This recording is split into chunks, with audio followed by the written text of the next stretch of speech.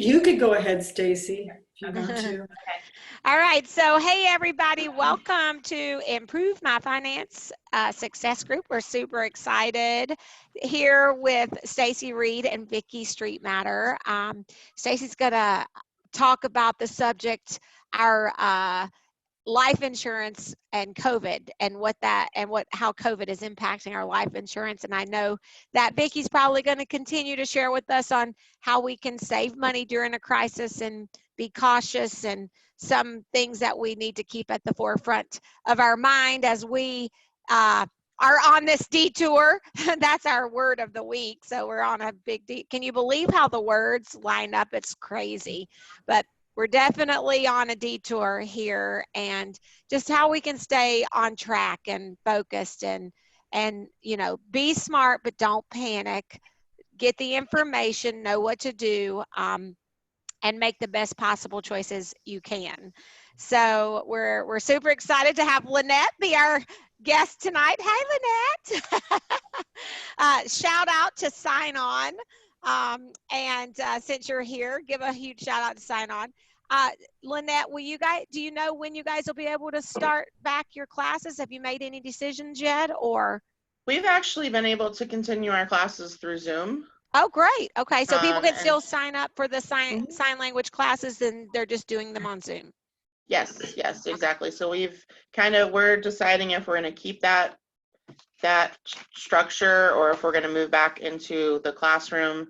We're not quite sure yet, because Zoom has been working out for us. So awesome. Well, and you could do both, which kind of gives the people that want to be in person, and then also you could Zoom that and give an opportunity. I don't know. That's what we're in the same boat. We're like, okay, so do we continue on with the Zoom for people that can't actually be in person and allow them to join in? I don't think it's necessarily a bad idea. You get more people, more opportunities. So we're considering that as well. Well, it definitely opened up. We had someone take a class from Arizona and someone from Bloomington, and they're people that wouldn't necessarily been able to connect with us had we not been able to put it online on Zoom. So that's it incredible. has been allowing us to branch out into other states and communities. That's nice. Well, how cool is that? That's awesome. Okay, so I'm gonna get quiet here and turn the floor over to Stacey, and you guys can kind of pass it back and forth between the two of you. Stacey, we look forward to learning from you, and I will mute myself. And Lynette, if you want to mute yourself, and then however, if you have a question, it's just you, Lynette, so you get the floor. So if you have a question, or you want to incorporate something, or ask, have them answer something, feel free to unmute yourself, okay? And chat back and forth. Or if Stacey asks you a question, you have all ability to mute and unmute yourself, okay? Awesome. I'm going to go ahead and mute myself so we don't have any. And there she goes. All right. So one of the things I decided to talk about tonight was the commonly asked questions about life insurance and coronavirus. And one of the reasons I decided to chat about this is life insurance is definitely a back burner thing for some people. They either own it already have life insurance, not really sure what I own or how much, I just know we pay X amount of dollars a month, or else, you know what, we don't have life insurance, and that's been something we've been needing to talk to someone about, or needing to do something about.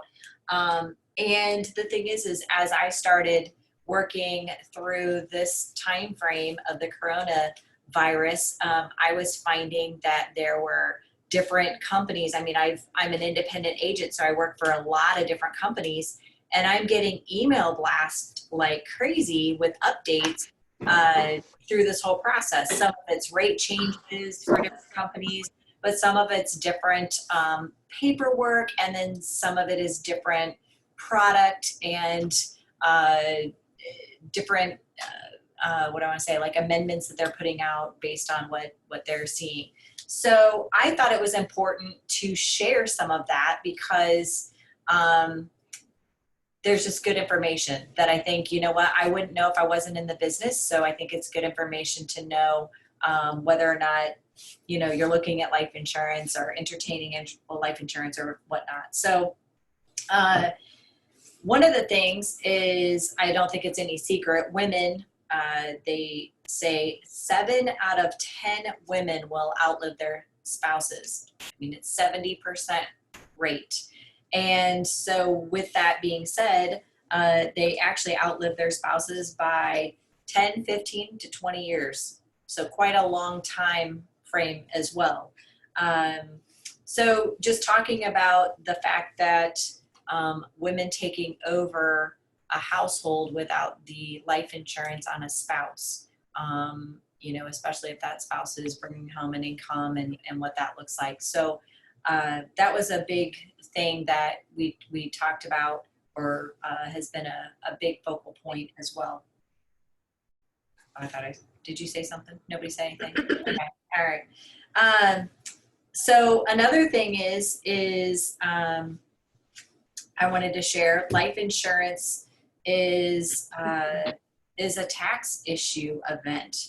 Back in the day, our parents and grandparents, it made sense to open and fund a 401k and take those tax deductions, defer it, and then their tax rates were at 70% at that time. And they would retire and they'd be 20 to 30%. That was between like 1934 and 1978. But the common question are, where are tax rates going from here? Will they go up? Will they go down? And as we hand out money all over the place with stimulus packages and different things like that, bailing people out, I hardly guess that they're going to go down. So, these are some of the reasons and the importance and why people buy and why they need life insurance. And that is another reason is for taxing purposes. So do I think that you shouldn't fund a 401k? That's not what I'm saying. You absolutely should fund a 401k and take advantage of those up to the company match. But this is a great tax vehicle as well, life insurance is. Life insurance is a wealth transfer opportunity. So that's another important reason why to purchase life insurance. Some people will say they don't necessarily need life insurance if they are rich. Like, so if you have $10 million and you're going to be leaving that to your family, you can actually purchase life insurance and leave $35 million to your family, and it's tax-free versus a $10,000 taxable account, depending on what that's in. So there's lots of great wealth transfer opportunities with life insurance too. So those are 3 reasons why we buy life insurance. I mean, beyond the normal things, but those are 3 great reasons why and how we can use life insurance to our ability financially. But I'm now going to shift it over to talk about the coronavirus changes that we've seen in the life insurance industry. And that is that the demand for life insurance is 30 to 50% increase per day on applications. So it's been crazy to see the increase for life insurance. If you're healthy, most likely the coverage and the rates are staying the same. You're not going to see an increase just because we've seen an increase in applications. There's changes on a lot of the other ends. So, for example, if you have underlying health issues, it can be more difficult for you to get life insurance. One carrier has stopped issuing for ages 70 and older. Even if you're in good health, you can have perfect health and they're not doing anyone over 70 years old. So that's going to be a recent change that you're going to see.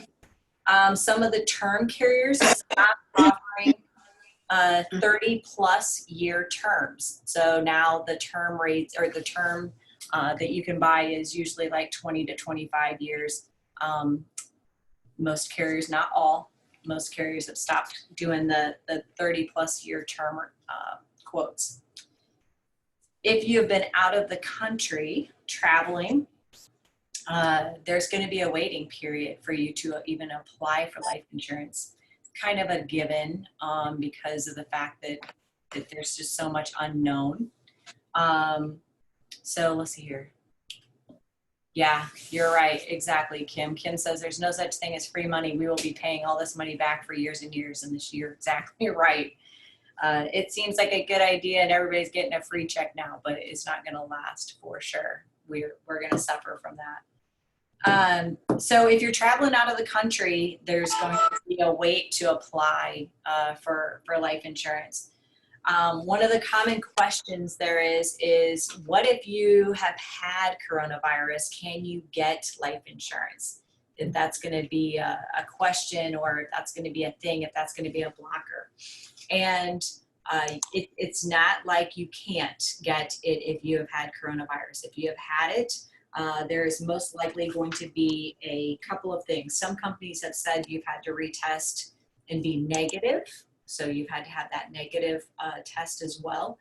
And some have said that you've had to wait 30 to 90 days after you've had the coronavirus in order to apply. So one of the things they didn't speak to is whether you would be rated. So I'm not positive if you would be rated because you've had it. It doesn't mean that you're not uninsurable, but there may be a rating. I don't know that. They didn't speak to that.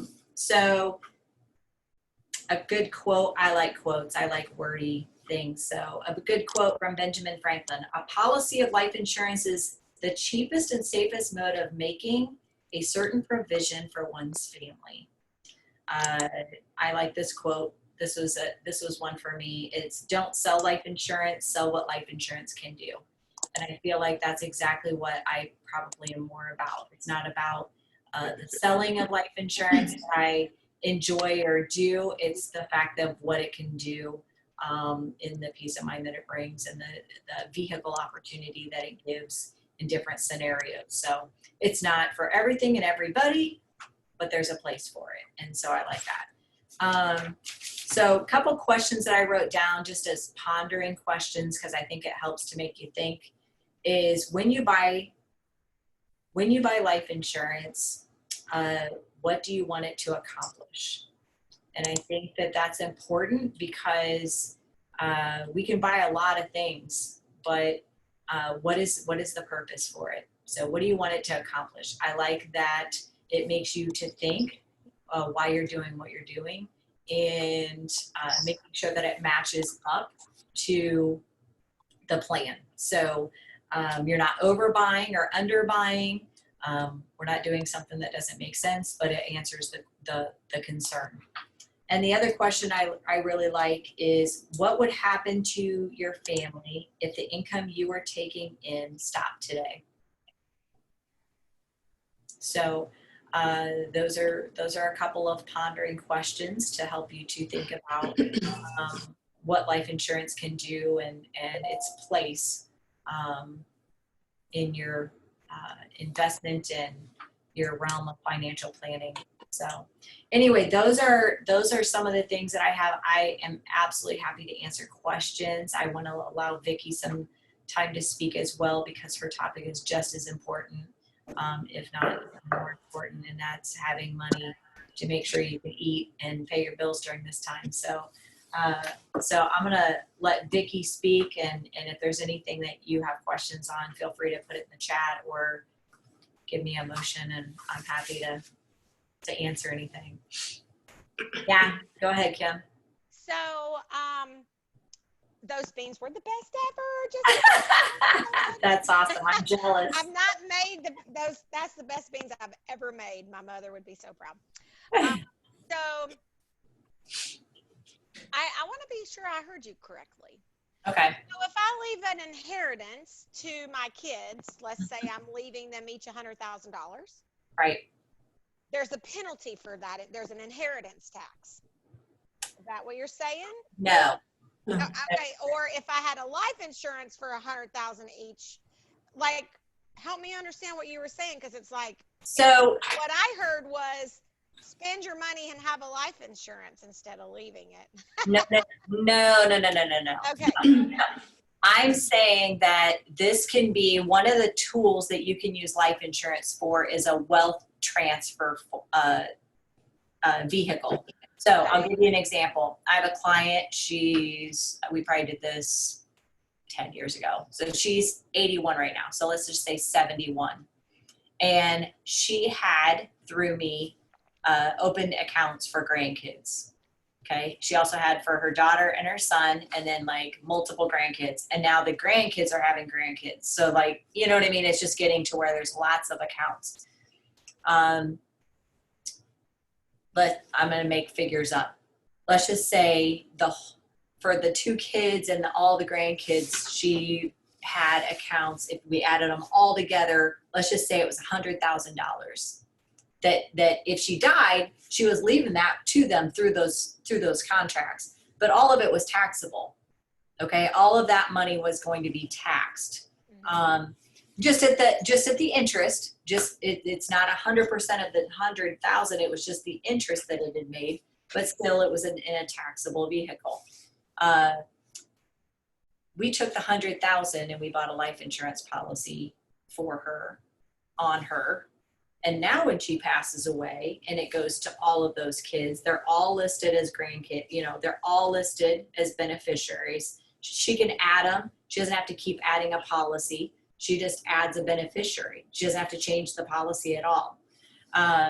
So she's got almost $400,000 in life insurance, and it's tax-free. So now instead of her passing away 10 years ago, had she passed away, she would have given everybody, let's just say there was 10 of them, everybody got $10,000. Now everybody gets $40,000 and it's 100% tax-free. There's no taxes. So there's no taxes on life insurance? No, none. Okay. Not to the beneficiary. No. So if you're very wealthy, that could be a way. So if the you're only issue is you've got to add in the money that you pay for those policies.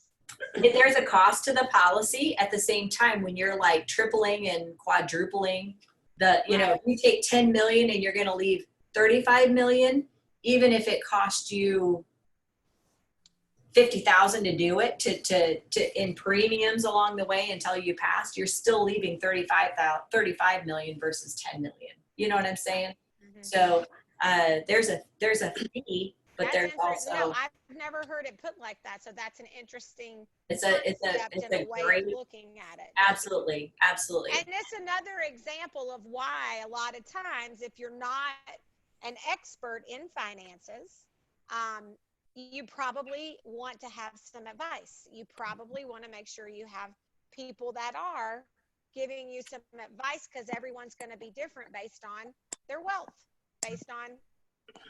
There's lots of things that you can do with life insurance. And I'm not saying that it's for everyone, for every situation, but there's lots of creative things that you can do with life insurance. I'll just give you an example. There's a guy that I spoke to this week, married, has 3 kids, has a baby on the way in 4 weeks, and they owe $300,000 on their house. And one of the things he said is, okay, what he'd like to do is have a term life insurance, 20-year term, for $300,000, that if he passed away, that his wife had the house free and clear. They also want to do one on her, that if she passed away, he's sitting there with 4 kids, houses paid for, free and clear. So we ran it as a 20-year term, $300,000. We also ran it as a $300,000 death benefit, 20-year term with return of premium. So now instead of paying, for him, it was like, for her, it's $17 a month. For him, it's like $20-some a month. But now their premium now not quite doubled, but they get 100% of their premium back in 20 years. So now at the end of 20 years, if everybody lived and nobody passed, their money wasn't out the window. They literally get a check for every dime that they put into that policy. Now it's without interest. There's no interest on it. So it's but at the same time, if we're putting that money into a bank right now, what are we getting? No interest. I mean, it's a no interest world right now, So. And what kind of policy is that? It's a term policy with return of premium. Okay. But it's just, there's just lots of opportunity. It's not like I think that everyone, it's for everyone. but it's good knowing. It's knowing the difference. It's knowing what your options are. Yeah, depending. There's lots of really neat things you can do with it. So true. Yeah. All right, Vickie, tell us how to be smart with our money. Well, it's kind of just the same thing we kind of talked about last time. People need to know, how much money's coming in. They need to know how much their bills are. The one thing I would say to people is, you have to really, at a time like this, especially if maybe maybe your spouse has lost your job or something like that, you're not working, you really need to look at every dime that you spend. I tell people sometimes, you can cut back, and some people think they've cut back all the way, and it's like, there's so much more you can do if you just really sit down and think about it for a few minutes. There's some things that you can live without. Now, we don't always want to, but in a time like this, I think that's one of the most important things to do, because I know sometimes people just kind of go along and kind of keep trying to do everything they were doing before, and they want to have everything they've had. Well, that's okay, but if you're strapped for money, that's not the thing to do at this time. The best thing to do is to kind of buckle down and cut your expenses as low as you can cut them, so you have, hopefully, can get through this without too much trouble and without too much real hardship, or putting things on credit cards, for instance, or something like that. But I've said this before, you need to prioritize your bills. Pay the most important things first. Buy your food, pay your rent or your house payment, pay your utilities so you don't get your electricity cut off or your water shut off. Do those things that you have to have first, and then go on down that line. Pay the car payment, pay your insurance, of course, that kind of stuff. But if you get down there ways, and like maybe you got credit card payments that are due and you don't have the money, my suggestion to you is just, don't pay them. I know that might sound bad, but they're not going to come and get your, the clothes you charged a couple of months ago. They're not going to come and get that stuff. If you don't pay your car payment, they're going to come and get your car.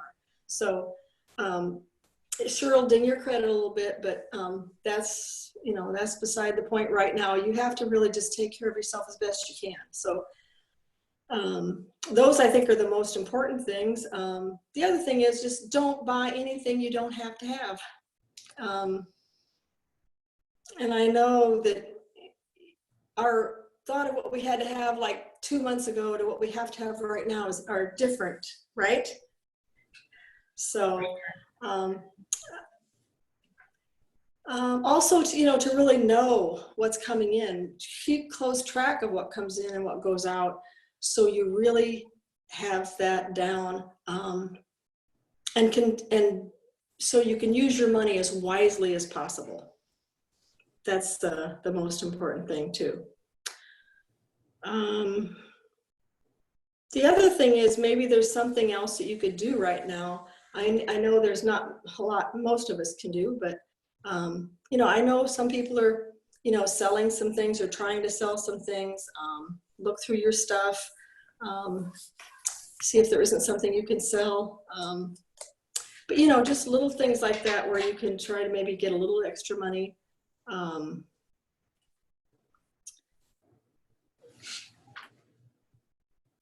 trying to think of, but it's basically just taking care of yourself and your family as best that you can, and making your money go as far as it'll go, and doing the best with that you can.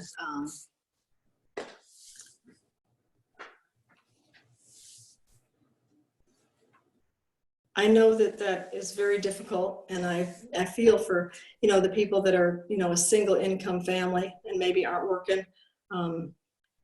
That's a hard place to be, but we're hoping that this is coming to the end here pretty soon, and people can get back to work and make a little money and get on with their lives.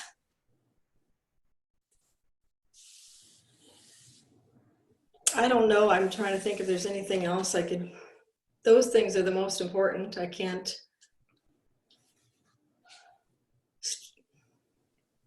let's say,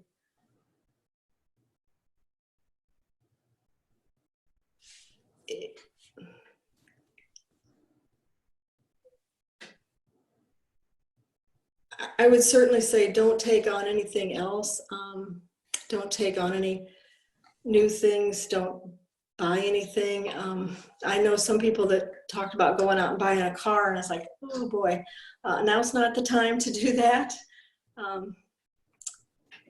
Even when they look tempting and 0% interest or something like that, it's still not the time.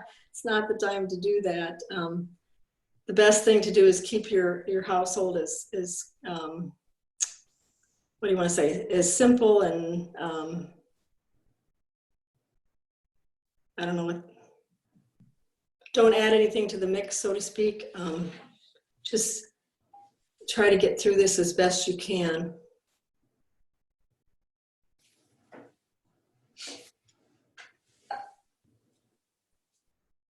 Yeah, I agree. I think there's a lot of deals out there. You got to be careful. Oh, yeah. I mean, you're right, the 0%, no payments for 90 days. I mean, there's a lot of deals. You got to be careful because it's very easy to think, you know what, that'd be a pretty good buy right now, and you got to, you absolutely have to be careful.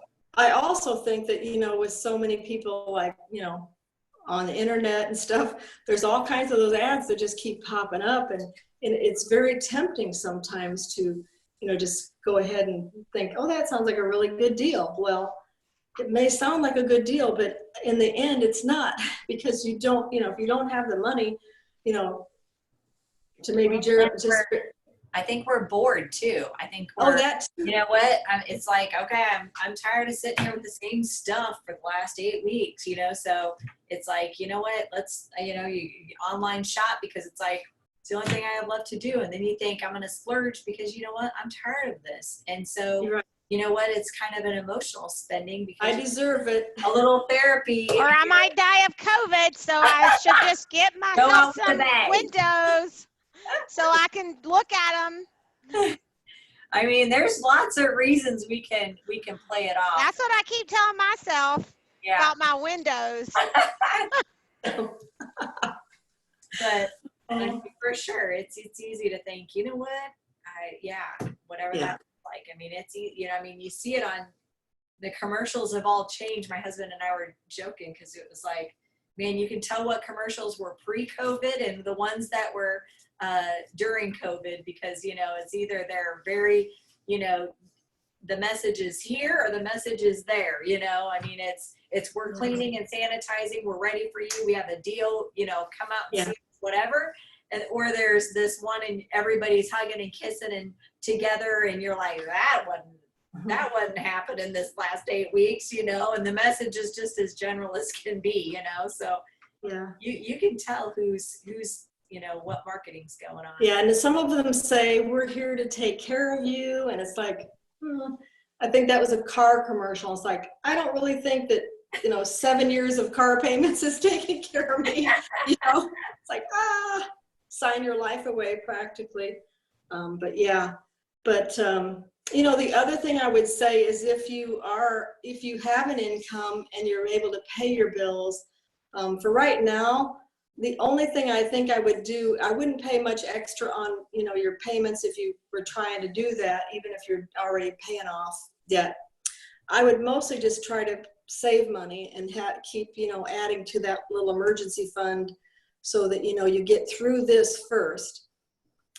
And let that be what you do right now. And when this is over and things kind of start to go back to normal, then maybe would be the time to go ahead and try to put that extra on that debt to help eliminate that. But right now, I would say, if you can save anything, save it. Just to have that little extra cushion, because we still don't really know what all's coming here. I know. For sure. There's a lot of unknowns still. Unfortunately, probably a lot of unknowns. Yeah. Yes. I mean, we're in phase 2 of a state of 5 phases. So, and phase 5 is like COVID's a thing of the past. So we've got 2 more Got phases. a long way to go. And they're Yeah. tough phases. I mean, and phase 5 is where we need to be in order to feel normal. I mean, so anyway, yeah, I mean, there's a long road ahead of us. Yes, I think so. And the economy, the repercussions of this, we haven't even felt any of it yet. We haven't even seen any of it yet. I mean, this is just, we're trying to survive at this moment, and we haven't even begun to realize what we just did wasn't probably helpful. Even though immediately it's like, seems it. I mean, we got to do something. But yeah. Yeah. So it's kind of like when you go in and medically, you know, you're like, you know, you take an ambulance, you go to the ER, you have all these tests run and whatever, and you walk out and you're like, dang, you know, it ended up just being something minor, and you thought for sure it was going to be something big or whatever, and it warranted all those things. And then all the bills start coming in, you're like, ugh, why did I call the ambulance? You know, why, you know what I mean? It's like, dang, you know, so we're going to see some of that when we get over the horizon here. Yes, I think so. But I mean, we haven't even seen that, like banks haven't even been hit yet. And I'm afraid they're going to get hit. You know, I mean, we haven't even seen that yet. I mean, we've seen the immediate travel and, you know, those you know, restaurants, you know, that industry. We've seen that entertainment industry get hit. But we're going to eventually, when all of these businesses have sat for 3 months or 4 months or 5 months, or people, I mean, we have 36 point whatever it is now, million people unemployed. That probably are not, you know, maybe they're making payments or rent or those kind of things, but I mean, I'm sure there's some that are not, and we're not even seeing those repercussions yet. I mean, it's only been a month or two to where there's going to be a point where we're going to start seeing those repercussions. So anyway, but. Well, the money's not in the bank. You know, think about, I mean, let's just look at Peoria. Let's just look in Peoria Charter, okay? Busey is their bank. Well, they generally keep millions of dollars in the bank. They have millions of dollars of revenue coming in. And in 3 days, their business shut down. Mm-hmm. So that's millions of dollars that Busey Bank normally count. I mean, banks count on money being in the bank. Mm-hmm. Yeah. So when you have businesses that are shut down and not producing money, putting it in the bank, then there's no money in the bank. And just like all businesses, the banks just move their money around. They use your money to do this and their money. And when you come get your money, it you know, they move it all around, but they're using all of that money that's in their bank to do business. So you start to now have more outgoing than incoming. How will they survive? And I'm sure the government will come in to help them to the best of their ability, but that just puts our government even further in debt, and they can only do so much because they only have so much money. So you're right. I mean, it's kind of scary to think where, you know, where it's going to go. Well, I mean, we're trying to bail out, you know, companies and business, small business. We've got universities and big businesses. I mean, we've got the airline industry. We've got, but then they're also trying to bail out the people. You know, all these 36 million without jobs and giving them $600 on top of their unemployment for Corona stimulus, and obviously our stimulus. You know, it's like, where does it stop? I mean, we can't just keep printing money for free. So anyway, yeah, I mean, there's got to be this to kind of piggyback what Vickie's saying. We've got to prepare ourselves for this stuff, because if we're not prepared for this stuff, I mean, storms are going to come, things are going to happen. This isn't the last of it. You know, we had 9/11, we had 28, 29, or 2008, 2009. you know, and here we are. And if you look at the history of the market, this has happened every 10 years. And guess what? It's been 11 years. You know, we went an extra year. This is you know, the longest we've gone, and we end up seeing this type of a thing. So, I mean, it's like, okay, you know, how do you prepare for that? Because it's not if, it's when. Yes. And I think that's the one thing, you talking about that now just made me think about it a little bit more. That's the one thing that I find the hardest, is because, you know, I remember 2007, 8, and 9. We started paying off our debt in 2006 and finished in 08. So we didn't really have much of an emergency fund before that, and we didn't have much during that. But, you know, immediately when we got out of debt, we built up a 6-month emergency fund.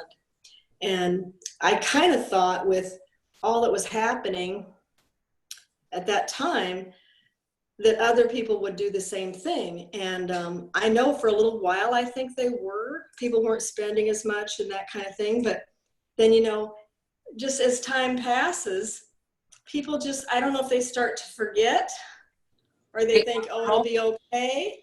You know, we'll be okay. And then they go, oh, you know, they might buy a car, they might do something else, and they just start saving money. And then just all of a sudden, 10 years later, 11 years later, look what happens. If there's one thing people get from this time, I surely hope that more people realize that they have to have an emergency fund. I know it's hard for some people to save, but it's a very important thing. And I just wish more people realize that and would take, you know, that to heart and really do that. I did hear the other day, and I didn't read this, so I just know what somebody else said, that the savings rate now is at 13 and some %. Have you heard that, Stacey? I have not, but I did hear 75% of people live paycheck to paycheck. That's a large number. But what they're saying is 13 and some %, I don't know. It's the highest savings rate since Ronald Reagan was president. And it's still only 13%, but 13 is better. It probably was, you know, less than 10, I would say. It's usually around 8 or 9 or something like that. So 13 is way better than that. But that was a little glimmer of hope. But I think that's just the, you know, people that have a little extra money are saving it just because they don't know what's coming.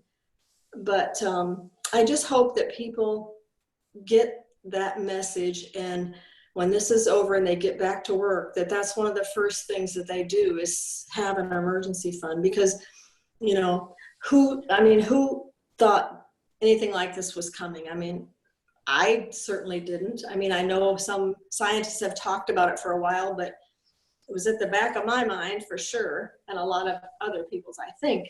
But something is going to happen, whether it's a recession, whether now we have a pandemic, you know, there's the 9/11 thing, there's always something that's going to be coming, and we just need to be at least somewhat prepared for it, I think. For sure. For sure. I hear you. I hear you. I wish I could be a better listener or a doer of what I hear.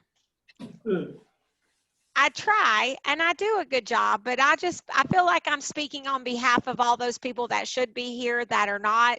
Lynette's nodding her head too. So I think saving is the hardest thing ever. I think because especially when when you talk 3 months or 6 months emergency fund of your expenses, you know, trying to save that much, it's just a daunting, it's taking on big debt in a different way. I mean, yes, it's yours, but you're still putting it somewhere and leaving it and leaving it and leaving it, and it grows, and that's awesome. And then it's just so tempting to take out of it because it's there. And that's my struggle right now. That's the step I'm on. If anybody's here's what I know. It doesn't matter if you make a smaller amount of money or a large, even some people that make a larger amount of money still have a hard time saving money. I don't exactly know what that is, but the thing to remember is even if you can only save $10 a week, it's $10, and in a month it's 40, and in 2 months it's 80. You know, you have I'm to just one save. of those people that takes those months and weeks and thinks, goodness gracious, I'm going to be 60 before I get my 6 months emergency fund saved. Here's what you need to, here's another thing you need to think about. It's like, at some point, you probably will be able to save more than what you're saving at the moment, you know? Sure. And then the other thing is sometimes things come into your life, like, you know, maybe you get a tax return. Put that in the savings. Don't spend it, you know? There's all kinds of little things that would help add to that and make it grow quicker. And the other thing would be, you know, to pay off your debt. And then, I don't know, I can remember when we did that, when we finished paying off our debt, you know, when you don't have a car payment, you don't have a home equity loan and those kind of credit cards, you know, we had about $1,000 a month. We just took that money and just put that immediately into the savings, what we've been paying. So when you do it like that, then it doesn't take as long. But the thing is, you have to get those payments gone so you can use that money that you were paying out to somebody else and pay yourself. So I think too, I guess I'll speak for myself. I'll just say, like, you know, when I was saving a littler amount, you know, if there was like, you know, $500 in savings, it would be easier for me to be somewhere and be like, I really like that. Well, I've got $500 in that account, you know, like whatever. But then when it started growing to a point where I'm like, you know, it was a bigger amount, then I'm like, it's almost like there's this part of me that became like a hoarder and was like, I didn't want to spend it on anything. It was, you know, I'm like, no, that took a lot of time and a lot of work to get that there. I don't want to spend any of it. Like, even when it comes to tax time, like I get 1099. So, I mean, my taxes don't come out like that. And so when it comes to tax time, it was like, you know, I didn't want to have to, I mean, no, nobody wants to pay taxes. I mean, my dad says, I do. I want to pay a big tax bill. And I was always like, what? Why would you want to pay a big tax bill? Making more money. Exactly. You know, when I was young, I used to think, why would you want that? But now I get it. But still, I mean, you know what? I would save for tax time and be like, I didn't want to owe anything. Like, I'm like, oh, please, Lord, let me, like, I don't care if I get $1 return. It's like, I didn't want to let go of any of that money that I had saved all year, you know, and it's saved for taxes. That was the purpose. But I was like, man, I don't want to let go of $1 of it, you know? So I think sometimes once you get that, you know, get that built, we had an emergency fund that I had started years ago on the house. And I remember shortly after we started, lo and behold, I had $1,000 in there. And I mean, I was putting $200 a month, you know? So, I mean, obviously 5 months I put it in there and our water heater went out and it was $800 and some. And I'm like, dang it. You know, like immediately like back to 200. And I'm like, ugh. But, you know, I also was like, thank goodness I started that 5 months ago. You know what? That felt really good to be like, transferred $800, paid for it. Like, I didn't have to think, oh my gosh, because it was literally in February after Christmas. Who wants to pay an $800 water heater like after the holidays, you know? So but you know, I think once you get to those points, those milestones, I think you're kind of like, you almost like put a lid on it. Like, you're like, oh no, we're not touching that. Like that. I think you have that feeling after a little while, and especially when you're working towards something, then you're like, oh my gosh, you know, I started with 200 and now I'm at 1,000. And you're like, you know, and then when you're like, man, I'm gonna have to spend 800 of it. Same with like, I do a car maintenance account, you know, and now, I mean, I'm fine with, you know, tires coming out of it or whatever it is.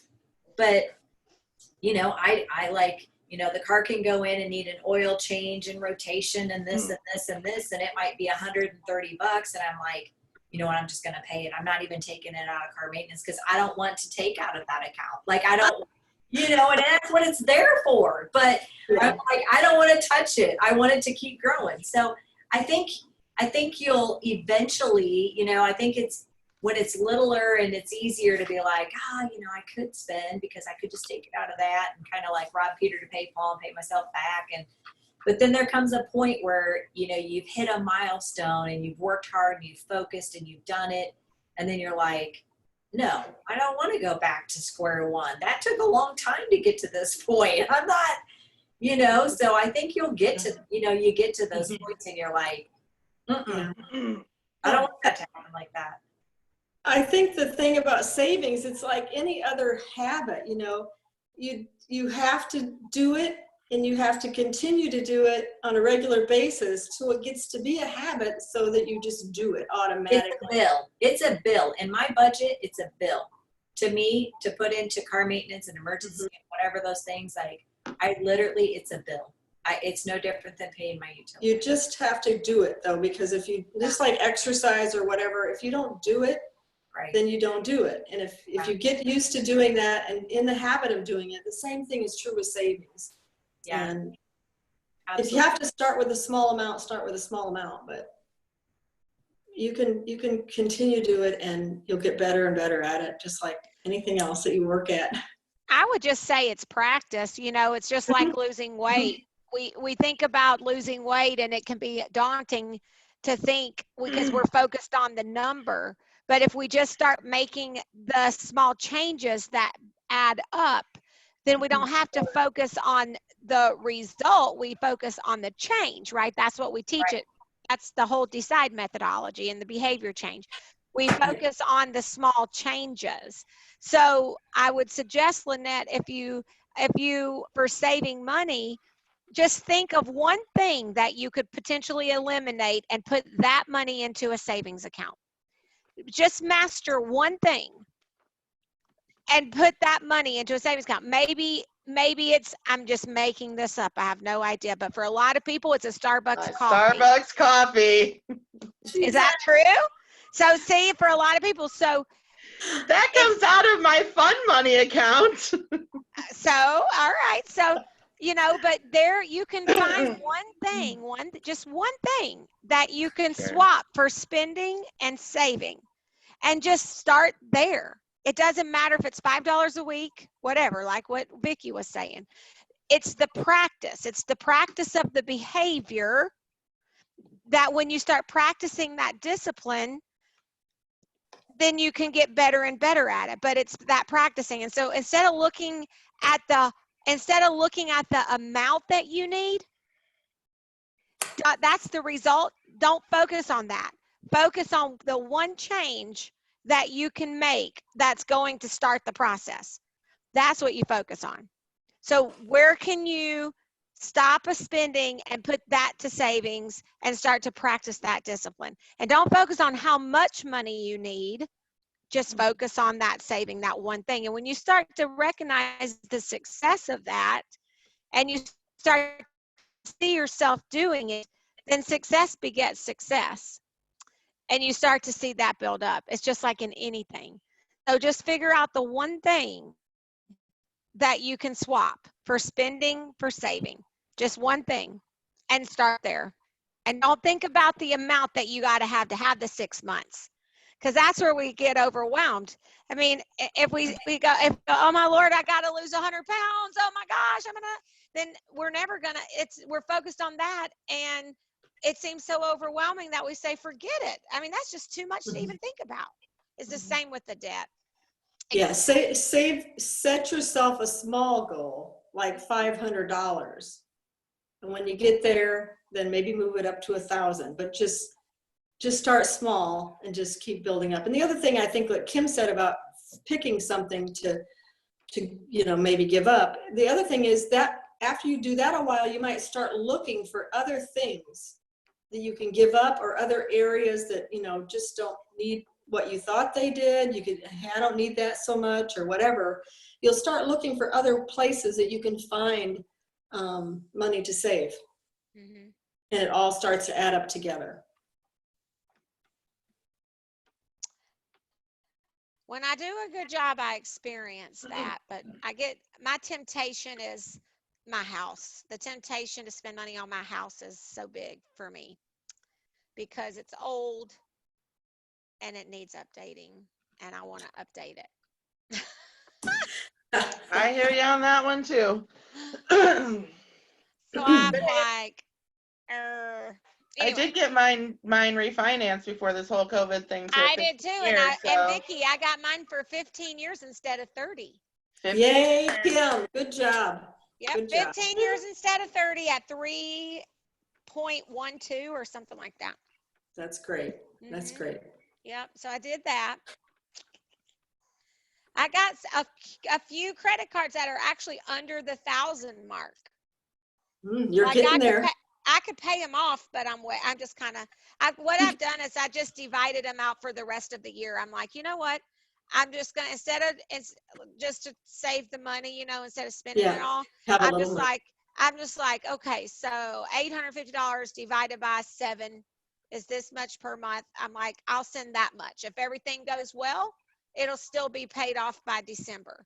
But if all of a sudden our spending comes to a halt, for our income comes to a halt for whatever reason, then I didn't give them all the money. I still have some of the money. Well, so I'm kind of doing it like that. Yeah. Well, here's the thing. You can just wait a month or 2 or 3 and kind of see what's happening. And maybe at that point you can say, hey, everything's going okay. We're going to be all right. Finish them off. Yeah. So, but the savings right now is the most important thing for most people. Yeah. Okay. Meh. That's not what I want to hear. Me either. End it all. We could die from COVID. I also want windows, Kim, so I hear you on the windows. We got our upstairs done last year. We need our downstairs done, but that's all. I don't have any of them done, and they're from 1959. The lady that came and gave us a quote, she was like, oh my Lord. She's like, you can see the inside of your house. And I'm like, I know. Around the cracks of the window. I see it. I was like, wait, are you supposed to see inside your house or windows? No, but I get it now. Through the actual window, the cracks around the window. Not very efficient. Not to say the least. But actually, you would think, Vickie's seen our house. It's big. It's a big old house. Yes, it is. You would think because of how, she's like, what does your electricity bill cost? I said, honestly, it's in the middle of freezing winter, it'll get to about $300. That's not bad considering you can feel the air coming in the windows all over, you know what I mean? Like, must be insulated well. I don't know. Well, she's gonna find out soon because she has PCB, PCB, right? PCB insulators. They're coming to do the free test thing that they do. We'll see.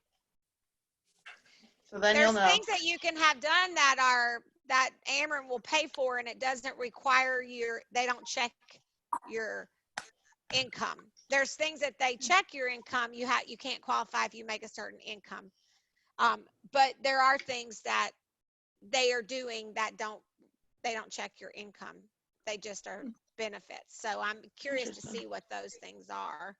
But I tell you what, anybody that makes less than $90,000 a year,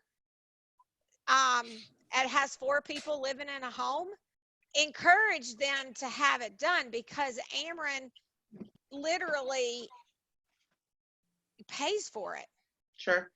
I was just talking, one of the girls that works for Hire Housewife for Kendall, Michelle, she had a new air conditioner, all insulation, new air, new heat, new water heater, new windows, insulation all around, all in her house, like basically brand new everything. And it didn't cost her a penny, not a penny. The only thing she had to pay was $250 because the water heater had to be moved because the way it was located, they said it was a bad location. So they wanted to move the water heater, and they would only pay for half of it. So there was $500 to move it. So they paid for $250 and they made them pay $250. So for windows, insulation, air conditioner, heater, water heater, all that stuff cost her $250 total. So Yeah, if you I've know got my anybody- application in my email. I have to get it filled out.